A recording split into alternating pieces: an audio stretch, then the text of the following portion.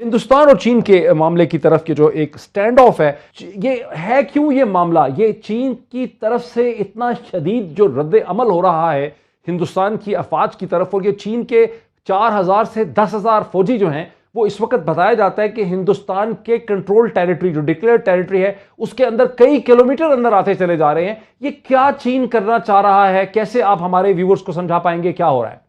کہ متنازع علاقہ اور بھارت نے یہاں پہ بہت بڑے پیمانے پہ انفراسٹرکچر ڈیولپمنٹ کا کام شروع کیا، سڑکیں بنانی شروع کر دی، تقریباً 60 کے قریب روڈز بن رہی ہیں جو انہوں نے 2022 تک مکمل کرنی تھی.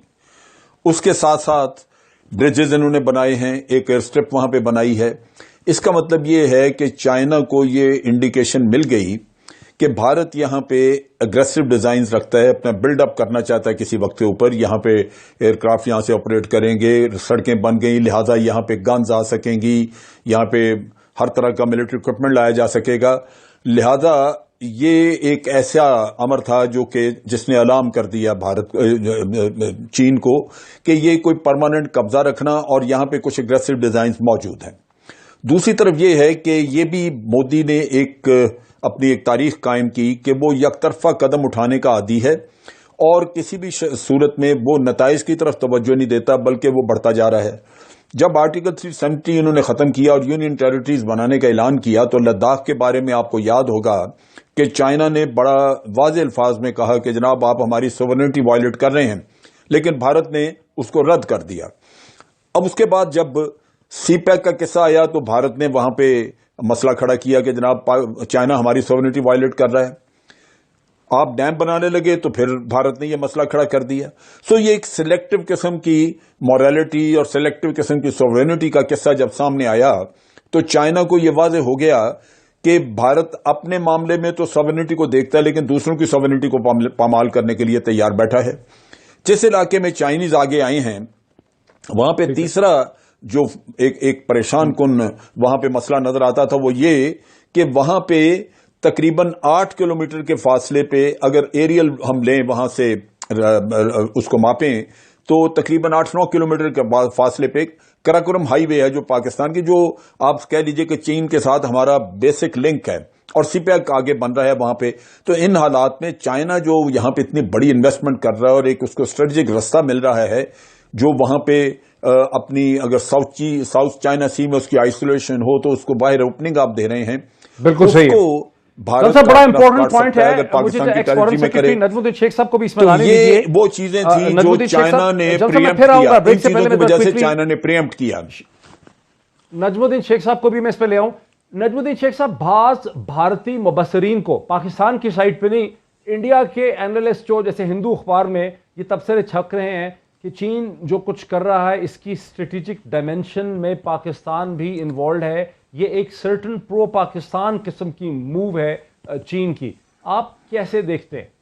نہیں، دیکھیے اس کو آپ کو اسی مد نظر میں دیکھنا ہے کہ لداخ میں چین نے پہلے بھی کہا اور پھر کہا کہ صاحب آپ جو چیزیں کرنا چاہ رہے ہیں یہ لائن آف ایکچوئل کنٹرول پہ ہو نہیں سکتی.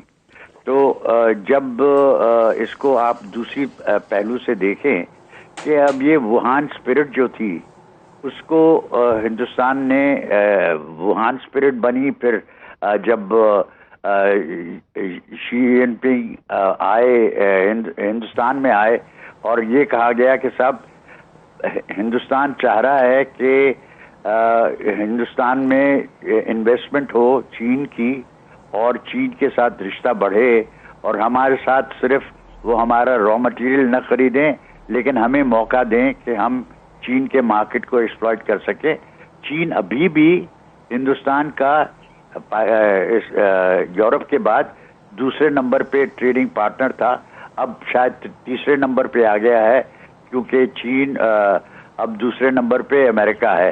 لیکن یہ سوال اٹھتا ہے کہ صاحب اگر آپ کو اس طرح ڈیولپ کرنا ہے تو آپ کو یہ خیال رکھنا پڑے گا کہ وہاں پہ آپ کی ووہان اسپرٹ اور جو سوال تھا کہ آپ کے ساتھ وہ کوآپریٹ کریں گے اس کو تو آپ نے رد کر دیا، کیونکہ آپ نے کہا کہ اب جو ہمارے پڑوسی ممالک ہیں، جس پڑوسی ممالک میں چین سر فہرست ہے، ان کی اگر کوئی بھی سرمایہ کاری ہوگی ہندوستان میں تو اس کے لیے ایک خاص لائسنس کی ضرورت پڑے گی۔ 1988 سے شروع کر کے ہندوستان اور چین کے درمیان کئی قسم کے بارڈر مینجمنٹ ایگریمنٹ ہوئے۔ 1988 میں ہندوستان کے اس وقت کے پرائم منسٹر راجیو گاندھی نے دینگ زیاؤپین سے بیجنگ میں جا کے ملاقات کی اور کہا کہ ہم تعلقات کو بہتر کریں گے، لیکن فورن پالیسی میں جو انالیسس چھپا ہے پروفیسر سمیت گنگولی اور پروفیسر پردیسی کا، جو ہندوستانی نژاد امریکن ایکیڈیمکس ہیں، ان کا دعویٰ یہ ہے کہ 1988 اور 1990 میں ہندوستان اور چین کی اکانومی تقریباً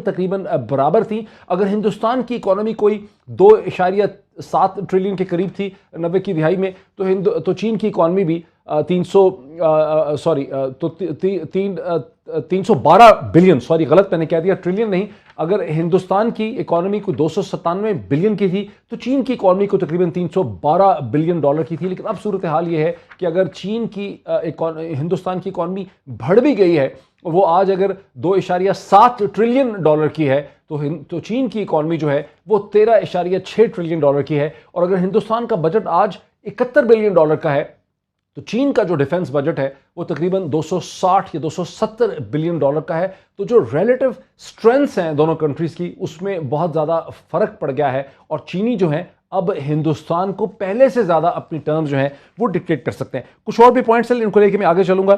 یہ جو صورتحال ہے نجم الدین شیخ صاحب، آپ بتا رہے تھے ٹریڈ کا، آپ کو کیا لگتا ہے کہ جس قسم کا پریشر چینی ہندوستان پہ ڈال رہے ہیں پچھلے 20 دن سے، کیا ہندوستان پیچھے ہٹے گا یا ہندوستان وہیں کھڑا رہے گا؟ جو آپ کے کہہ رہے ہیں، جو جل صاحب نے ہمیں بتایا کہ بارڈر انسٹالیشنز بنائی جا رہی ہیں، سڑکیں بنائی جا رہی ہیں، ایئر سٹرپس بنائے جا رہے ہیں ایک ڈسپیوٹڈ ٹیریٹری میں، اور کل ہم نے دیکھا کہ انڈین ملٹری کی جب ہندوستان کے وزیر اعظم نریندر مودی کے ساتھ ملاقات ہوئی تو جو اخبارات میں چھپا ہے ہندوستان میں وہ یہ ہے کہ ہندوستان بالکل پیچھے نہیں ہٹے گا۔ آپ کا کیا انالیسس؟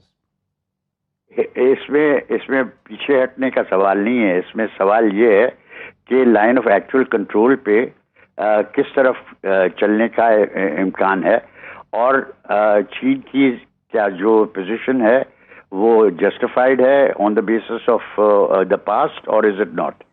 اب میری نظر میں یہ سارا معاملہ جو ہے اس کا ایک لارجر کانٹیکسٹ ہے۔ اچھا، وہ لارجر کانٹیکسٹ یہ ہے کہ اس وقت ہندوستان نے اپنے ایک اگریمنٹ کی ہے روس کے ساتھ کہ وہ S-400 خریدیں گے، اور اس پہ امریکہ کی طرف سے سینکشنز لگنے کا امکان ہونا چاہیے، کیونکہ انہوں نے کہہ دیا ہے کہ صاحب اگر کسی نے اس قسم کی چیز خریدی تو یا روس کے ساتھ اس قسم کی اگریمنٹ کی تو پھر ہماری دوسری اگریمنٹس جو ہیں، ہم ملٹری کولیبوریشن کو کم کرنا ہمارے لیے ضروری ہوگا۔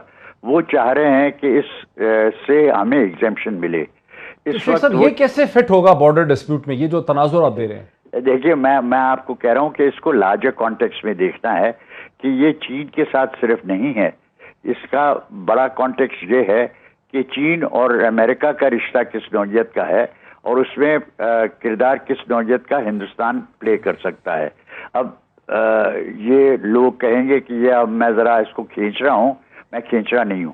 یہ اس میں کانٹیکسٹ جو ہے وہ ایک بہت ضروری ہے کہ اس کا اثر کس نوعیت کا پڑے گا ہندوستان اور پاکستان کے سلسلے میں۔ اچھا، ہندوستان اور امریکہ کے سلسلے میں۔ امریکہ ایک چیز چاہتا ہے، امریکہ چاہتا ہے کہ ہندوستان ان کے ساتھ کھڑا رہے اور ہندوستان ایک بلوک بنے چین کے خلاف۔ ٹھیک ہے، اچھا اسی پوائنٹ پہ مجھے ذرا جنرل صاحب کو لانے دیں۔ جنرل صاحب، امریکہ کی مغرب کی خواہش تو بہت رہی گزشتہ 15-20 برس میں 9/11 کے بعد سے کہ ہندوستان ایک دیو کی طرح ایک جن کی طرح کھڑا ہو جائے چین کے مقابلے میں۔